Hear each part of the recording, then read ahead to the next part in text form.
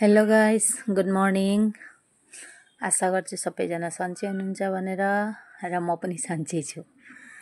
अनि आजको ब्लग चाहिँ मैले बिहानैबाट बनाउने प्रयास गरेकी छु। बिहानबाटको ब्लग मैले एक दिन पनि हालेकी थिइनँ। आज चाहिँ बनाउँदैछु, जतिसक्दो प्रयास गर्दैछु। सबै त दिन सकिँदैन होला, अब कोही कामहरूको चाहिँ म दिन सक्छु। मैले बिहानै उठेर झाडुहरू मारे, झाडु मारिसकेर अब आफ्नो रुमको कपडाहरू मिलाउँदैछु, रुम साफसफाइ गर्छु।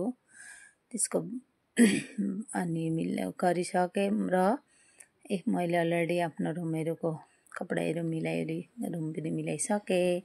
अनि सकेर चाहिँ अब चाहिँ म लाग्छु किचनतिर।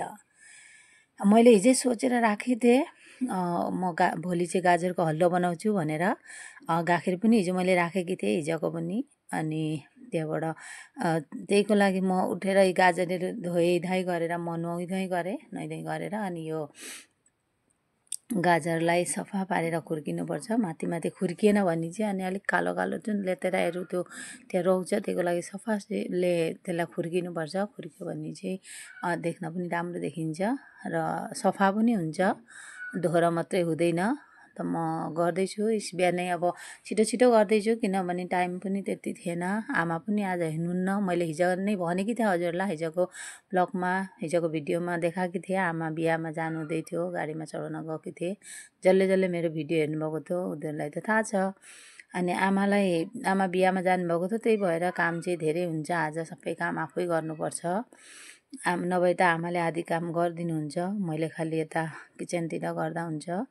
अनि मैले चाहिँ लिएँ अब गाजरलाई, त्यो खुर्किएर धोइधाइ पारेँ। अनि यो कोरेसामा कोर्दैछु। कोहीले चाहिँ मैले यो मिक्सीमा पनि पिस्दा हुन्छ, त्यसमा पिस्दा चाहिँ बेसी मिही हुने चान्स हुन्छ, मिही हुन्छ। त्यहीको लागि म चाहिँ यो कोरेसामा कोरेको चाहिँ बेसी राम्रो लाग्छ मलाई। मैले चाहिँ यहाँ कोरेसामा कोर्दैछु। त कोरेसामा कोरेको चाहिँ अलिक ठुलो माने राम्रो हुन्छ, समान साइज उसको हुन्छ। त्यहीको लागि मलाई चाहिँ राम्रो लाग्छ। अनि मैले कोरेसामा यसरी कोरेर मैले धेरै पनि गरिनँ, कम्ती नै गरेँ। किनभने हामीको घरमा आज मान्छे पनि कम्ती नै छौँ। आज माने यसै त 4 जना हुन्छौँ। आज आमा पनि हुनुहुन्न, त हामी 3 जना मात्रै छौँ। अब धेरै पनि लिनँ, मैले कम्ती नै लिएँ। त तिनवटा जति गाजरलाई माने कोरेँ। त्यसको बादमा मैले गाजरलाई एकछिन माने जुन कोरेको देखाइदिँदैछु, यसरी कोरेँ। अनि त्यसमा गरेँ दुध गाखिर तताउन बसाएकी थिएँ। त्यसलाई चाहिँ गरम भयो अनि निकालेर यता साइडमा राखिदिएँ। अनि कराई बसाएँ, त्यसमा चाहिँ घिउ हाल्नुपर्छ। घिउ हाल्दा चाहिँ बेसी राम्रो हुन्छ यो उसको गाजरको हलुवामा। घिउ हालेर अनि त्यो गाजर हालिदिएँ। गाजर हालेर एकछिन भुट्नुपर्छ घिउमा, माने गाजर एकछिन भुट्नुपर्छ। जुन गाजरको पानी जुन हुन्छ, एउटा गन्ध पनि आउँछ योबाट, गाजरबाट। डाइरेक्ट दुधमा पकाइदियो भने अलिक माने गन्ध एउटा आउँछ, स्मेल आउँछ। त्यहीको लागि एकछिन भुट्नुपर्छ। अनि एकछिन घिउमा भुट्छु म, भुटेर सुखान बनाउँछु। सुखान भइसकेपछि मात्रै अलिक त्यसको गन्ध जान्छ। अनि यसो चलाइदिएर अनि छोपेर एकछिन राखिदिनुपर्छ। त्यो अलिक सानो ग्यास चाहिँ अलिक ठुलो बनाउनु हुँदैन, अलिक सानो माने एकमै राख्नुपर्छ। बेसी ठुलो हुँदा त डढ्ने सम्भावना हुन्छ। अनि म चाहिँ यसरी गरेर एकछिन छोपेर राखिदिन्छु। त्यसको बादमा म चाहिँ मैले आटा अघि गुनेर राखेकी छु। त्यो आटा गुनेर छोपेर राखेकी थिएँ, अलिक नरम हुन्छ भनेर, ढिला हुन्छ भनेर। अनि त्यो गुनेर राखेको आटालाई म अहिले रोटी बनाउँछु। अनि रोटी बनाएर यता पनि पाक्दैछ, हलुवा पनि पाक्दैछ। अनि डल्ला बनाएर यता यसमा चिनी हालेकी थिइनँ मैले, अलिक सुखान भयो गाजर। अनि सुखान भएपछि चिनी हालिदिन्छु। चिनी चाहिँ हामीहरूले गाखिर हाल्ने अगाडि नै हाल्नुपर्छ। किनभने गाखिर हालेको पछाडि चिनी हाल्यो भने चाहिँ फाट्छ कि भन्ने एउटा डर हुन्छ, सम्भावना हुन्छ। त्यहीको लागि चिनी पहिले हालेर एकछिन चलाइदिन्छु।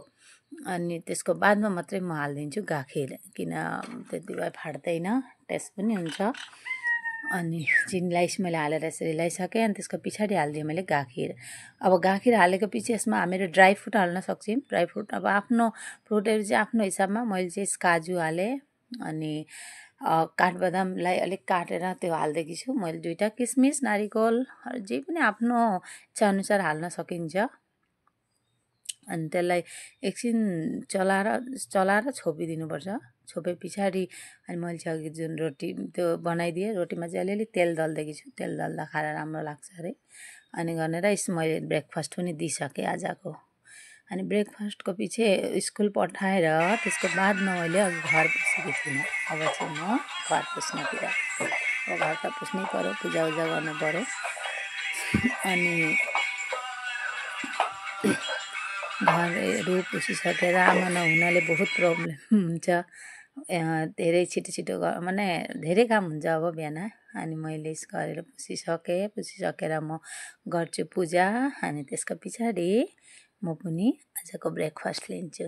ठिकै छ, धन्यवाद, बाई।